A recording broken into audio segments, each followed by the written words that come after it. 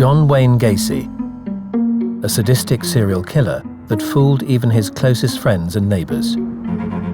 This is a hard-driving, very hard-working individual. I was astounded. A pillar of society with a shocking secret. We took a screwdriver into a little crack in the floor, and when we did, the whole floor lifted up.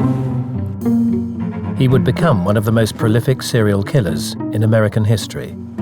They asked him, well, why did you do this stuff? I was afraid they would expose me. He said they were all just human trash anyway.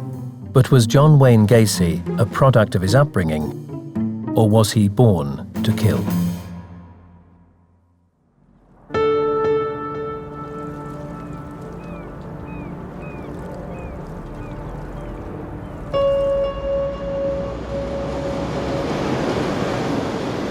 John Wayne Gacy was born in Chicago in 1942, the only son of Marion and John Gacy Sr.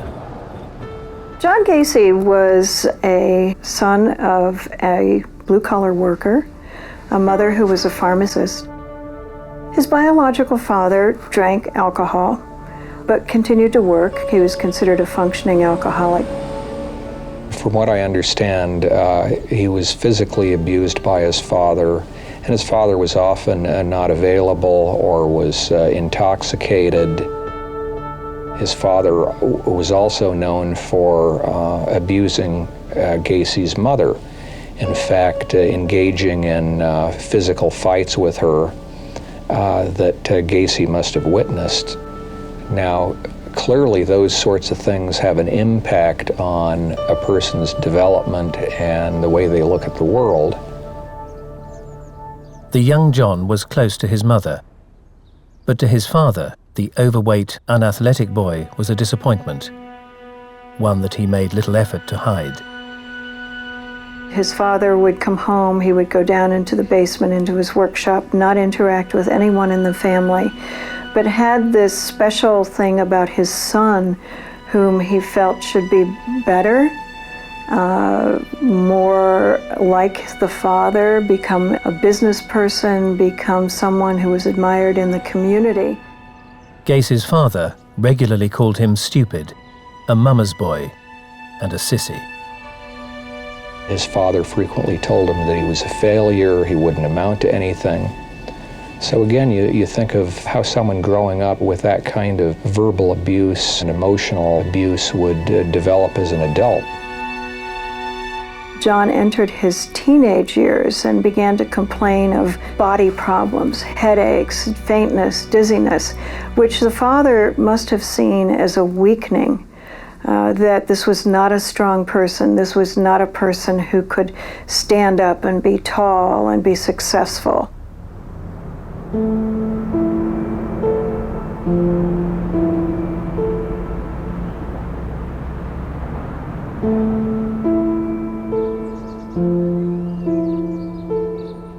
At school, the young Gacy continued to disappoint. He entered serially high schools, and to great disappointment to his father, he tended to fail. And there were reasons for failure perhaps put forward. I mean, he was ADHD, he had real problems concentrating. Despite his failures, John Gacy Jr. was getting a reputation as a braggart.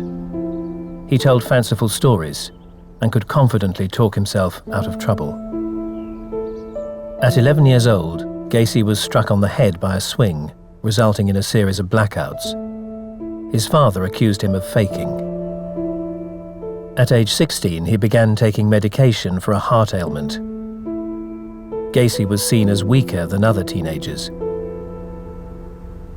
These conspired, but overriding most of these excuses for his failure was the basic fact that John Wayne Gacy was very good at producing justifications and excuses for why he failed. Aged 20 and without qualifications, Gacy left Chicago and struck out on his own. He traveled to Las Vegas, where he found a job cleaning up in a mortuary. He entered the world on a one-to-one basis. He no longer, as it were, was living in the shadow of his family, and particularly his father. He kind of felt a bit of a release. Working in there and sweeping up was probably not the kind of high-status job, but it was a job he attained on his own, and it was a job that he managed to hold down. The work was low-paid and menial. Gacy often worked alone, with only dead bodies for company. A number of serial killers will go through a variety of experiences which will mean that they come into close proximity with dead bodies. In Gacy's case, we know that he acted as a janitor in a mortuary. We have a kind of familiarization with dead bodies, a familiarization that would take away the taboo of being around a dead body. John Wayne Gacy's new life in Las Vegas didn't last long. After only 3 months, he used what little money he'd saved to return to Chicago. There he enrolled in a business college, and for the first time Gacy began to flourish. He'd always had the gift of the gab, and he soon discovered a flair for salesmanship. Gacy suddenly realised that there was something that gave him esteem. It's something that made him stand up in the world, where he could, as it were, stand shoulder to shoulder, and even beyond that, with those individuals around him.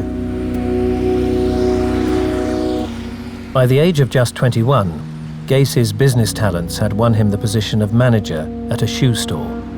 He realised that his abilities, his acting abilities, his charm and disarm abilities that most kind of inherent psychopaths seem to have, this cold indifference, actually works for you in interactions. He then found his success, and he found his career success could even match the expectations of his father.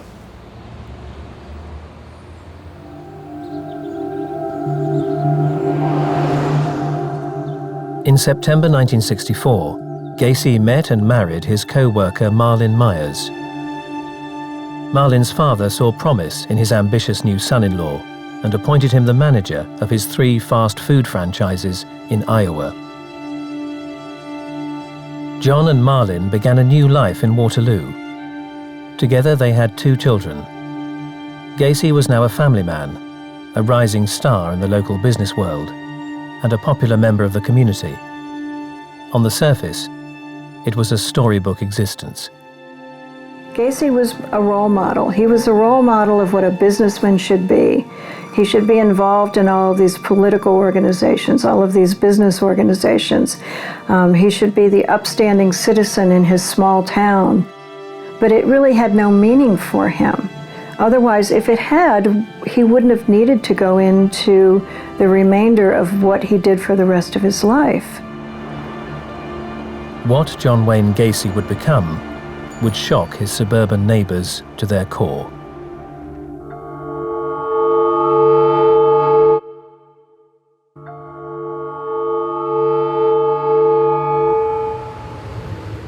After a childhood plagued by illness and failure, John Wayne Gacy now had a wife, 2 children, and was the successful manager of a chain of fast food outlets.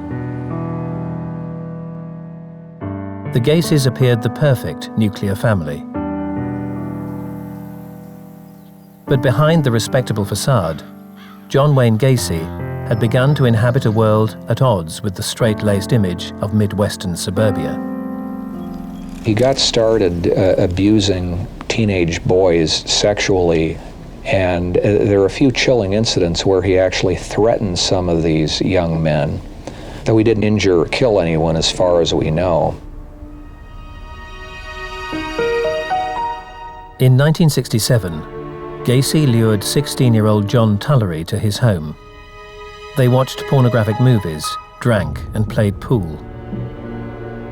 Then, without warning, Gacy forced Tullery onto a bed at knife point, handcuffed him, and started to choke him.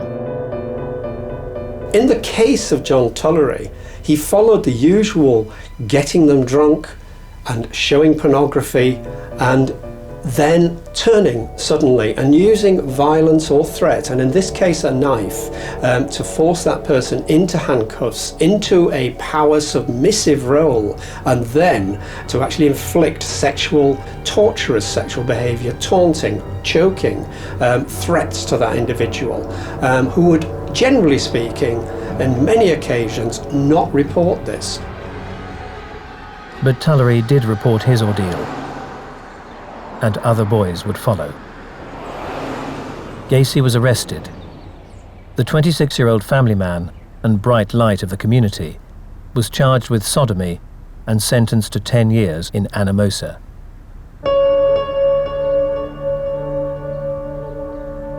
It's a high-walled institution. There are armed guards on the towers and very restricted movement inside the compound of the prison. Fellow inmate Ray Cornell became Gacy's close friend. It was rigorous, as prison, I think, should be. It was dangerous. There were numerous murder attempts while I was serving the 2 years that I was there. On at least one occasion, I witnessed a person stabbed to death. It was not a very nice place to be. A convicted homosexual sex offender, Gacy should have been high on the prison hit list. John told everyone that he was serving time for showing pornographic movies to teenage boys. John was very careful never to reveal the fact that he in fact was in there for molesting or attempting to molest teenage boys. With the truth behind his crimes successfully hidden, Gacy showed the same ambitious streak as he had as a free man, only this time he was striving to be a pillar of a very different community. Richard Snavely was a prison counsellor at the time he came into contact with inmate Gacy. He had a small little sign that he wore that was very much like the name tags that the employees wore, which said John Gacy, First Cook. And you're a man of some authority here. What is your title? Well, I'm first cook in the kitchen, and I run the morning meal and the afternoon meal in the kitchen. John, how long have you been here? I've been here now a year and about 2 weeks. He kind of got himself ingratiated into the system. He was very responsible, very adult in his style. He was older than the average inmate. He was able to try to develop a position, and he was pretty successful in doing that. But his friend Ray Cornell witnessed another side to John Wayne Gacy during an encounter with an openly gay convict known as Mr. Connect. Mr. Connect and some of his friends were in the lower yard of the prison playing basketball, and the ball got loose and went rolling past John.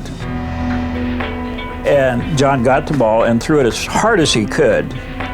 And Connect, not showing a lot of good judgment, then said, missed me, now you gotta kiss me. And John went after it.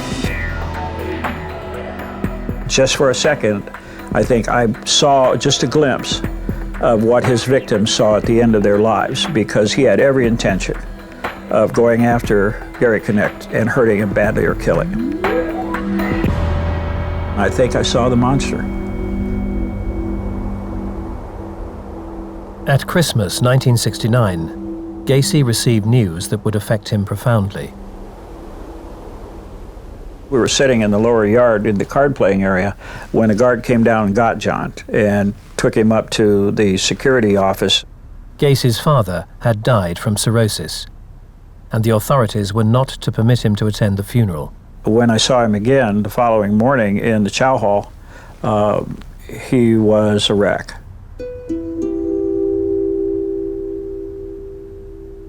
He requested permission to visit his father and I suppose make amends with him.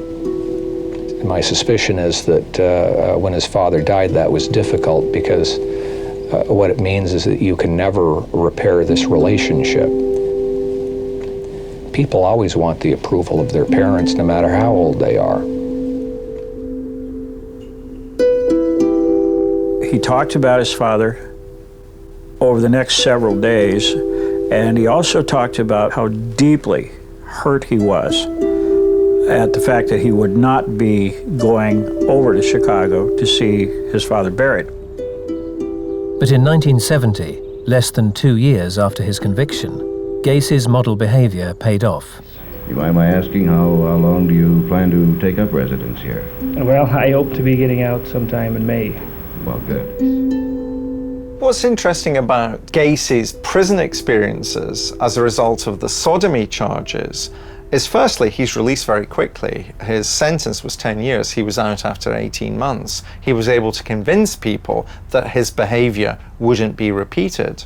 But within that 18 months, he rises to the top of the prison hierarchy, despite the fact, as a sex offender, one would have expected him to be at the bottom of the prison hierarchy. So what we're seeing here is the skills that actually underlie Gacy's behavior over a long period of time, skills that allow other people to gain confidence in him, to see him as responsible, to see him as trustworthy. Of course, ultimately, he would abuse that responsibility, he'd abuse that trust. In 1970, Gacy, now divorced, returned to his home city of Chicago, eventually settling into the quiet suburban neighborhood of Norwood. Leaving his past in Iowa, Gacy continued his ambitions to be seen as an important, valued pillar of the local community. He married divorcee Carol Hoff, and she and her 2 children moved into his home. There was an indomitable spirit in Gacy.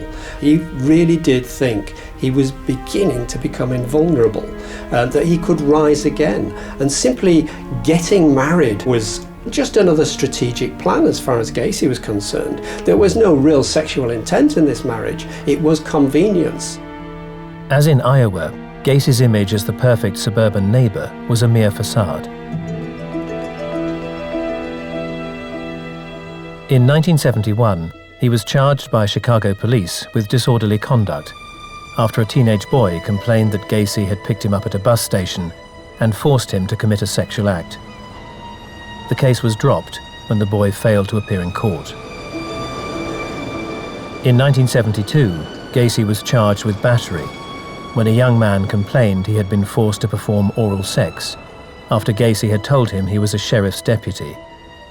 The case never went to trial. Timothy Jack McCoy was just 15 years old when he was picked up by Gacy at a Chicago bus station in 1972. After spending the night together, Gacy stabbed him to death. Gacy would later claim the killing was accidental and in self-defense. Many murderers commit a murder because of the force of particular circumstances at a particular point in their life. But crucially, the vast majority of murderers are overwhelmed psychologically by the fact they've taken another person's life. And they never want to repeat that experience because they understand how difficult that has been, not just for the victim's family, but also for themselves. Sadly, a small number of murderers want to continue to behave like that because they found that experience visceral, vital, exciting, sexy. Gacy had his first taste of murder. It would be far from his last.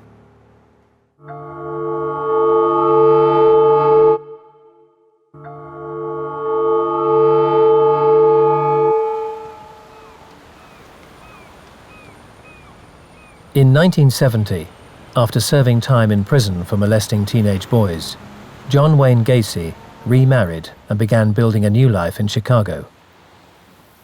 But his image as a loving family man and generous neighbor was a sham. In 1972, he'd picked up 15-year-old Timothy McCoy for sex and killed him.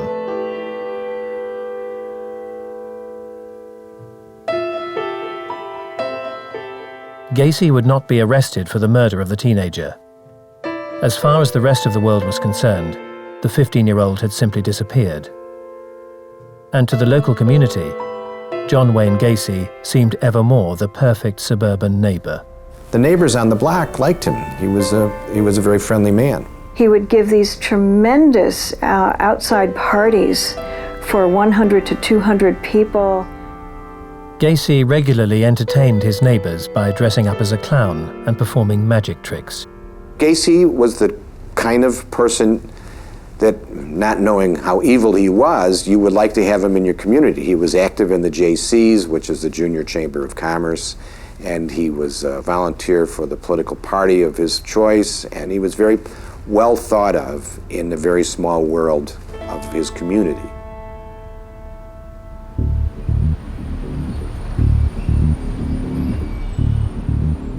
In 1974, Gacy established his own painting, decorating and construction business, hiring a string of young men to carry out the work.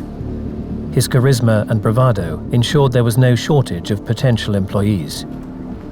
The boys knew John Wayne Gacy. He was a big name in town.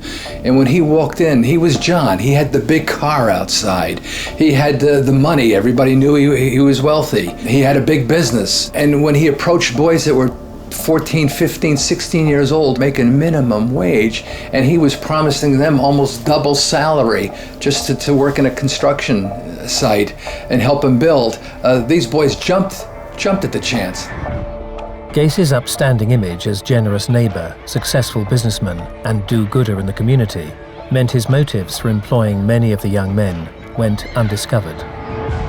I find it very interesting that people have a Hollywood image of the serial killer as being this rather scary man that's going to pop up from behind a bush and attack and kill, whereas in fact serial killers by and large are very well socialized into their community, often holding down very responsible jobs within the community, often seen as being pillars of the community. And indeed, Gacy is almost living out a fantasy that he must have had about being a pillar of the community. So here's somebody living out the fantasy of normality. Albeit all the time, we know he's also a closet homosexual who's engaging in sodomy with young men that he's able to convince to engage in sexual activity with him, perhaps through the status that he had buying those sexual services. By the mid-70s, behind closed doors, Gacy's wife began complaining of his violent mood swings. He'd lost interest in marital sex and was keeping homosexual pornography around the house. She divorced him and moved out. Gacy began actively cruising Chicago's city streets, looking to pick up young men from gay districts, known pickup spots, and areas where waifs and strays would congregate. Gacy was able to actually use one of his roles, that of a pseudo-police officer. He had the wherewithal in terms of, a radio, and he would often hide behind a badge and have, bits of what looked like police paraphernalia. He would pick them up here, cruising the streets in a car that had a very large light on it, as the police often did, and he would be able to stop people using that as if he were a police officer, picking up strays, taking them home, torturing them. In 1975, boys began disappearing. Some had been selling sex on the streets, some were young runaways, some were connected with his construction business. Gacy's technique of charming and disarming his victims was pretty much similar to the way that he actually engaged people in a legitimate business way. He would keep them entertained with his verbal rapport and be able to actually charm them quickly and rapidly into situations that they could not escape from. And once he had got them into a position where he felt that he was totally in power, he would change. He would change very quickly. In the twinkling of an eye, he would become the commanding, frightening, torturous monster.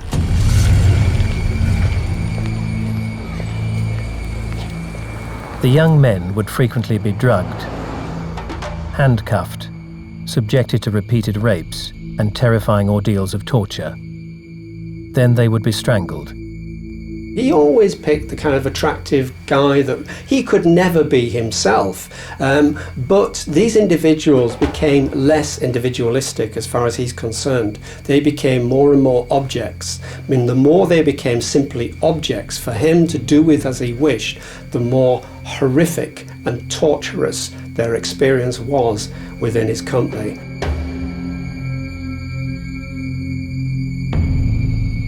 Gacy seems to me to fall into the criteria of the hedonistic serial killer. In other words, the person who kills simply for the sexual thrill of killing, in particular strangling his young victims and sodomizing them. Rumours circulated amongst the gay community about the dangers of a large man with a liking for violent, sadistic sex.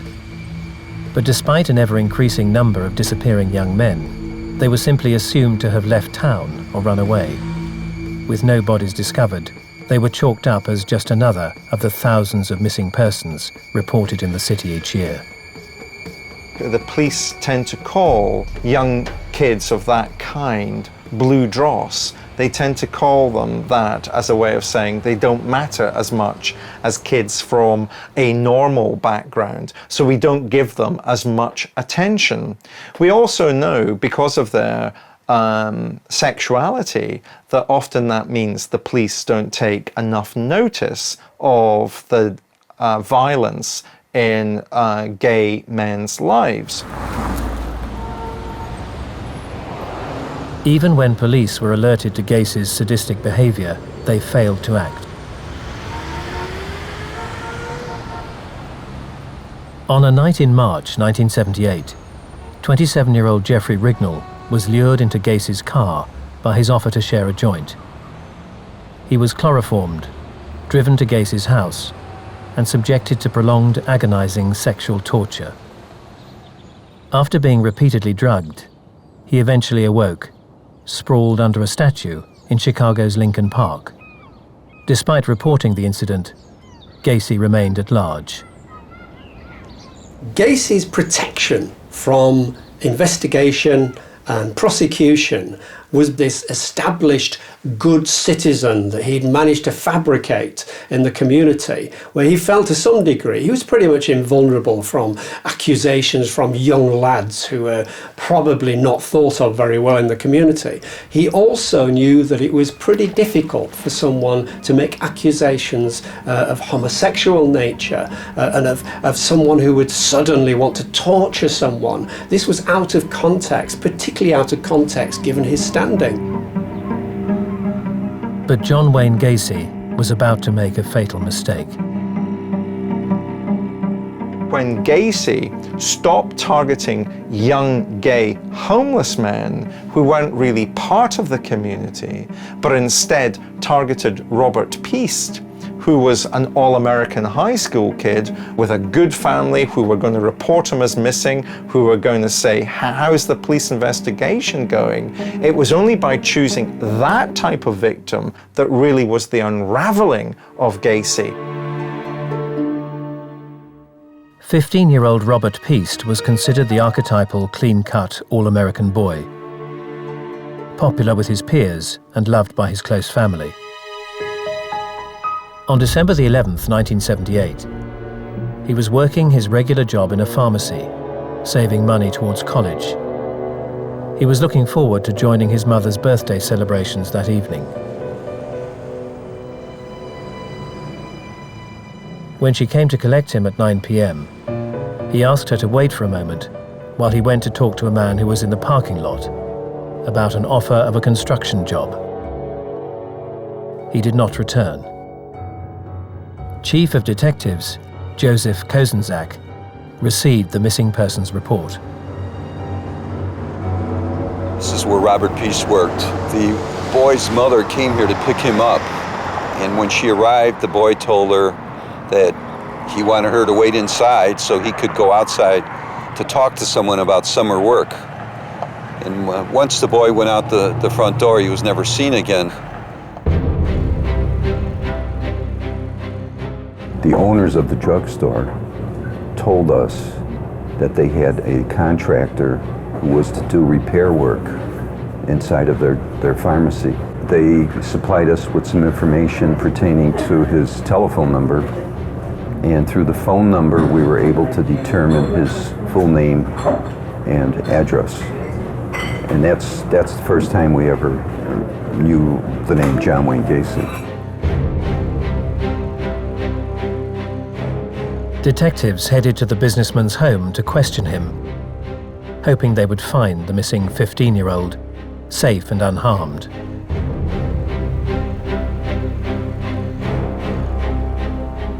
Gacy had a diamond-shaped window in his front door, and the front part of his house was dark, but there was a street lamp on the sidewalk in front of his residence. And I stood in front of his door knocking on it. With the reflection of the light into the window, I could see a face staring back at us. Then the face faded into the darkness of the house. And as we walked along the side of the house and looked inside of a window, we could see Gacy sitting in a chair watching television, drinking a beer. It was an uncomfortable feeling being inside his residence. And he was belligerent, uncooperative, and seemed nervous. Suspecting Gacy knew more than he was revealing, detectives obtained a search warrant and discovered a concealed void beneath the house. The crawl space was actually hidden by a secret trap door in a closet. And one of my investigators found that and pointed that out to me. We took a screwdriver into a little crack in the floor and pried it up. And when we did, the whole floor lifted up. And that led us into the crawl space. And I went down there with a flashlight and looked around, and everything was dry and solid. There was no evidence. Teenager Robert Peast was nowhere to be found. Detectives placed Gacy under 24-hour surveillance. When we started our surveillance, Gacy initially responded by telling many of his friends that we were FBI agents, that we were bodyguards. But ultimately what happened is he really started to break down psychologically, in the sense that he couldn't maintain his day-to-day facade of being Mr. Nice Guy or a businessman, because every time he went out his front door, there was a police car sitting there waiting to follow him around. Despite finding no bodies at his house, the police had discovered a stash of personal possessions that appeared to have been collected as trophies. We had started to find case reports based on pieces of ID we found on the first search warrant, and identified those little pieces of identification as being missing persons who were former employees of Gacy's. The mounting evidence convinced detectives that they should begin digging in the crawl space under Gacy's house. Prosecuting attorney Robert Egan was one of the first on the scene. The first body was excavated, and everyone was kind of standing around waiting for the excavation. There was a lot of water in the crawl space. As a matter of fact, the body had to be taken up literally out of water. The evidence technician had to reach down and feel a rib cage and then pull the rib cage up out of the water. The parts were put into a body bag, and as that was taking place, the evidence technician that was doing the excavation was feeling down under the water, and he yelled out to us, and everybody kind of turned around to see what he was worried. He said, I've got another rib cage down here. Beneath the unassuming suburban home, detectives had made a discovery that would see it become one of the most infamous houses in American history.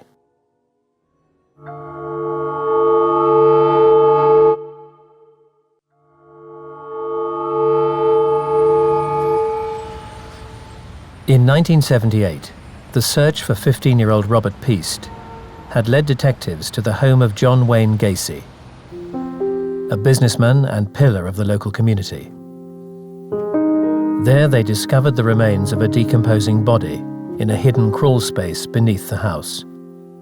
But that was only the beginning. The evidence technician that was doing the excavation, he yelled out to us. He said, I've got another rib cage down here. The second set of remains was merely the tip of the iceberg. Body after decomposing body was being unearthed. Gacy kept the bodies of his victims under the house. It's an ideal way to remember where his victims were. It's an ideal way of keeping control over those victims even after they've died. A total of 29 young men were discovered buried on Gacy's property, 27 of them in the crawl space beneath his home. In police custody, Gacy began to confess. He admitted to strangling all but his first victim. He would choke them with a tourniquet as they were sexually assaulted. He referred to this as his rope trick. He claimed some victims convulsed for an hour or two before dying. When the investigation started, the neighbors essentially were just shocked beyond belief, because most of the neighbors, even at that point in time, still said, John would never do anything to harm anybody. My son played by his house. He's always had parties for the neighborhood. He was a nice guy, a good businessman. So the neighbors were just totally shocked. I was astounded. This is a hard-driving, very hard-working individual. This is a guy who appeared to have the social norms and the social values of the average middle American right down to the ground. I certainly did not anticipate anything like that. When I found out, I was stunned. But none of the bodies under the house was 15-year-old Robert Piest. His whereabouts were finally discovered in April 1979. Robert had been killed on the night of his abduction. With no space left under his house, Gacy had thrown the teenager's body from a bridge into the Des Plaines River. 3 other boys had suffered the same fate.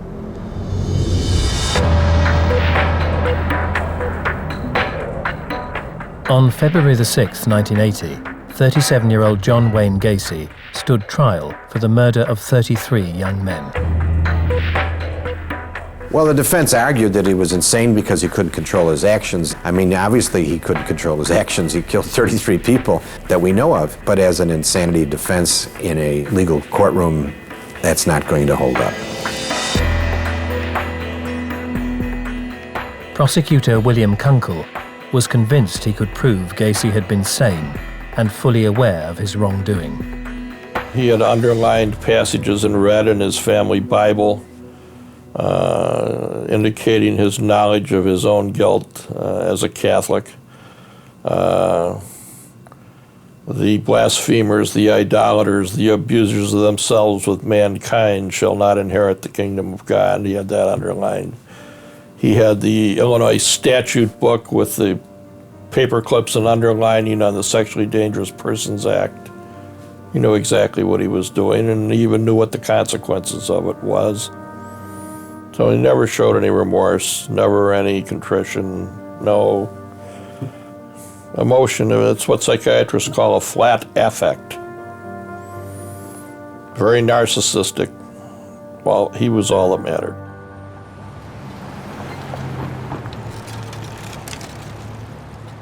On March the 13th, 1980, John Wayne Gacy was found guilty and sentenced to serve 12 death sentences and 21 natural life sentences.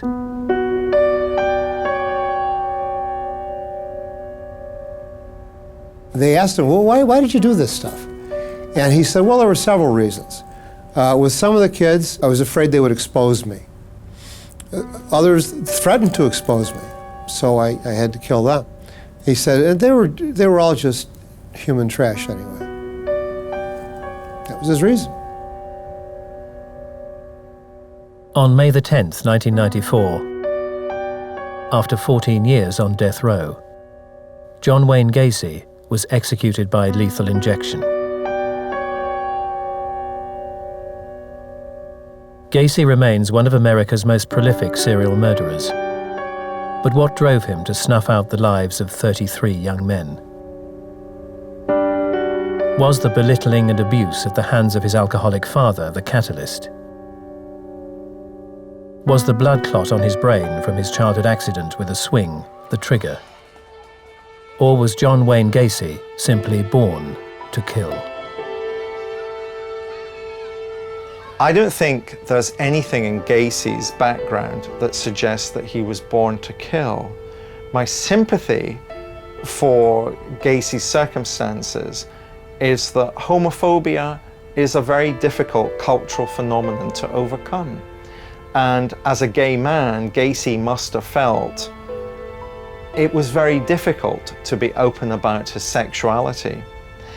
And whilst we must never accept responsibility for the deaths that Gacy caused, what we should do is analyze cultures that regards one gender as superior to another and one sexuality as superior to another.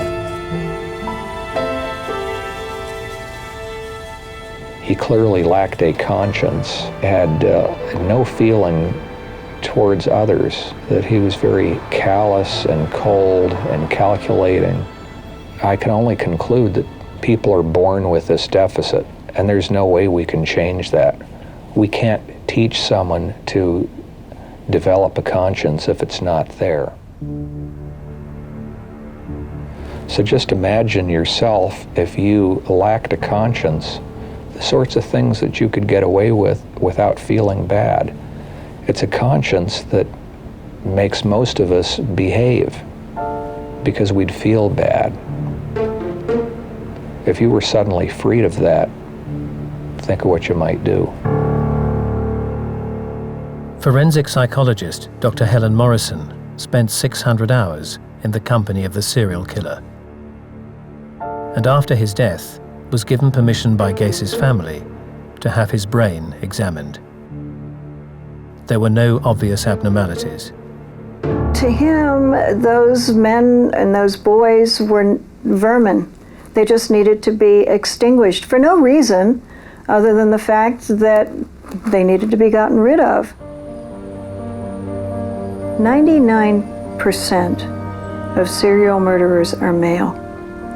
And this is around the world. It covers all cultures. It covers all socioeconomic groups.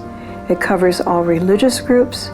It covers any type of place that you can imagine in the world. And yet they are so like, they've been cut out with a cookie cutter. They are so exactly the same. So we have to assume that there is some genetic foundation. It has to be a mutation. John Gacy was definitely born to kill.